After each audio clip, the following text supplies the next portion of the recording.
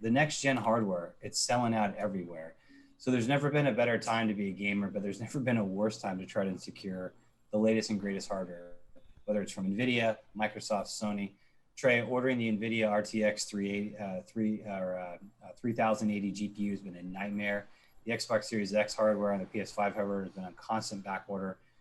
People struggle to get it for Christmas. There's no doubt legitimate supply chain challenges that exist, but what are the responsibilities of the manufacturers to ensure that there's sufficient supply to meet demand, especially when they're releasing it during the holidays and they're creating this hype in the marketplace for it? So, I agree that there's a responsibility for them to be able to meet some of the demand. What I think they've really failed at is the strategy to get their products to consumers or to allow consumers to secure the products, right? So if you go to Apple on an iPhone launch day or on an iPad launch day and they're sold out, right? What do? They allow you to pay for it or to prepay for it. And they say, okay, even if you go on apple.com, you can secure this and it's going to be shipped out in March for the new AirPod Studios. You can go on there and buy one today, but you just won't get it until they're ready and shipped out. The problem is for the Nvidia GPUs, for the PlayStation 5 and the Xbox, there's nowhere where you can just go and say, I want to pay for it. When it ships, then you send it to me. So it's creating this frenzy of people having to refresh websites, and you have the whole bot issue. So there's all these issues where, and again, I go back to Apple because I think they have the process correct where, hey, I can secure one and I can do what I want to do. The other thing is the scalpers are obviously out of control because they don't have a way for people to go and secure one. So you have bots and people that are buying up, and you see it on Instagram and on Twitter, people that have 20 or 30 of said product, and they're scalping them for 50% or 100% over the retail value. So I think the Apple method and strategy would actually solve a whole lot of that. But it definitely is on the manufacturers to be able to get these products in their consumers' hands. While I know you can't always meet demand, but you can have a proper way for people to go and make sure that they secure one. But Apple analogy, they still do a better job of having enough hardware on hand at launch. So when there are backlog or back orders for products, it's just fairly rare. I mean, yes, they'll do a large iPhone launch, but for the most part, you'll find, you can get a new iPhone. And to your point, if you can't, you can get it pretty quickly after. Maybe sometimes like the initial iPad launch, the iPhone 3G launch, the iPhone 4G launch, certain upgrades maybe have a bigger impact on the marketplace and are a little bit harder to get.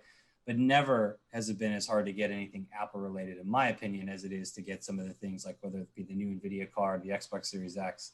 And I think to me, it leaves a bad taste in consumers' mouth when they want it. You've trumped it up. You've built up excitement in the marketplace. You launch, it sells out immediately, and then people are trying to get it for their kids to put under the tree.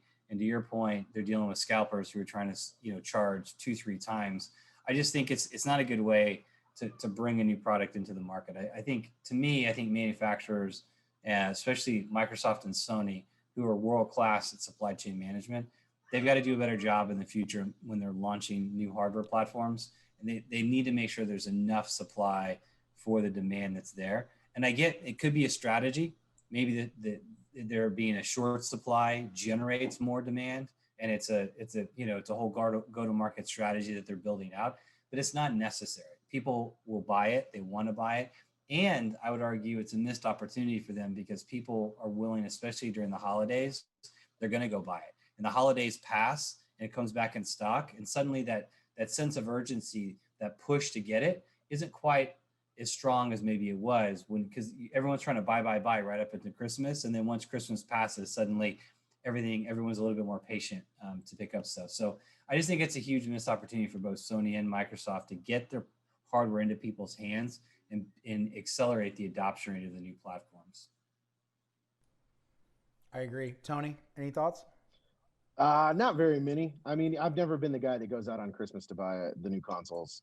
So I just kind of wait, let things like cool down a little bit, and then always try to get them When I have to, when one of the games I really want to play comes out on that new platform, then I'm like, well, crap, now it's time to go buy it. So it'll happen.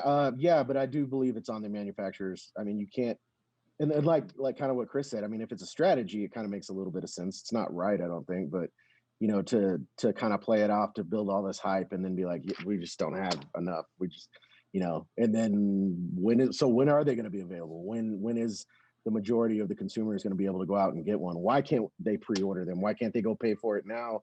And it'll be shipped to you, like, even here's your number, check back in a month, or we'll email you, and when your console's shipped, or you can pick it up or whatever.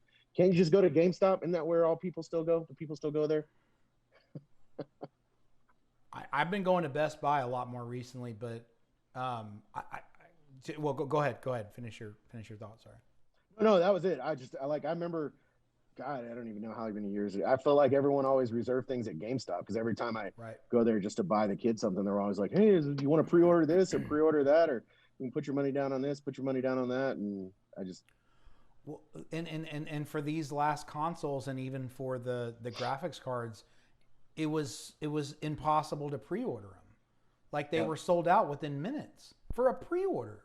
Well, that was the problem right there, because they launched and everybody bought them, and then the other problem, Trey, was that for retailers that had them in stock or briefly or whatever, they were, at least the SKU was listed.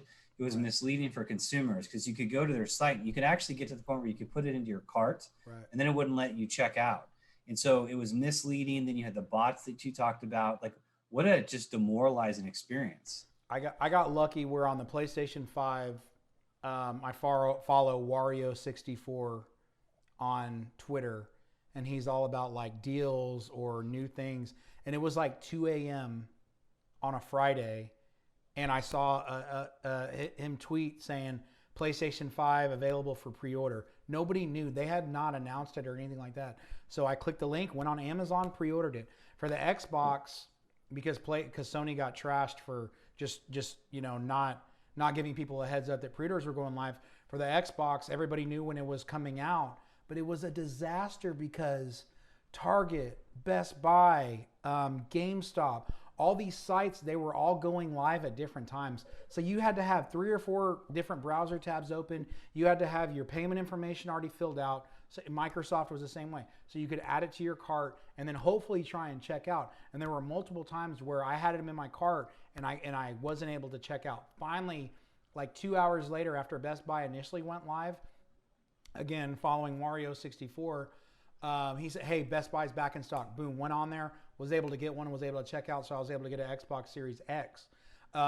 Right now, today, if I could go to a website and pay for a 3070, I would do it, because to me then it's exciting. Now I know I have one. Now I get to wait for it to come in. I mean, I'd rather go pick one up, but it's like, you're waiting for that email. Hey, your graphics card is shipped. Hey, it's going to be there in 3 days.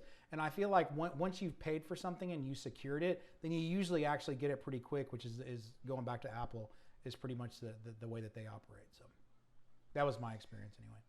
Yeah, they're going to have to improve that experience for sure going forward, especially as I don't know what their strategy is. They're going to continue to release more iterative improvements over the platforms and hardware over time, like they with the PS Pro, or whether or not there'll be an Xbox 6 or a PS6 or the next Xbox Series XX.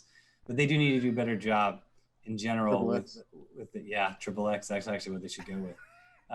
They got to do a better job though, just in terms of the amount of supply that's available when they do the initial release. So, and I know we talked about this, but the naming of the Xbox is dumb. It's terrible. It's terrible. Come on, man. And maybe their strategy is to confuse people, right? And they're doing a good job of that if that's the case. If it's a new system, just name it. You can keep the Xbox, right? But just call it, what we used to joke about, Xbox 820 or Xbox 720 or 720. I don't know. But don't make, shouldn't be so confusing for consumers. And for us, we know, we get it. But when a girlfriend or a wife or a mom goes into a store trying to buy something for their kids or for their spouse, their significant other, you get a sleazy sales guy behind the counter, and all of a sudden they're selling them a Xbox One X or whatever. I don't know. That's just. Well, I don't know. Like if I'm I'm product marketing for Microsoft and I go in my pitches, hey, we have the Xbox X, so let's launch the new gaming platform as an Xbox Series X.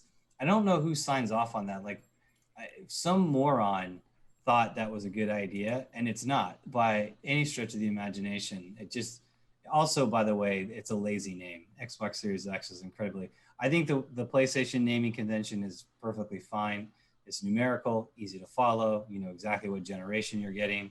No confusion whatsoever. I don't love their UI, as you know, Trey, but I definitely think from a naming perspective, they have the Xbox beat because the Xbox, it's impossible to track, using common sense, how the names apply to the evolution of the system unless you're following it all the time. To your point, a casual a gamer or somebody that just is sort of a casual consumer looking to possibly purchase it is potentially going to be confused and overwhelmed and might not buy it. Agreed.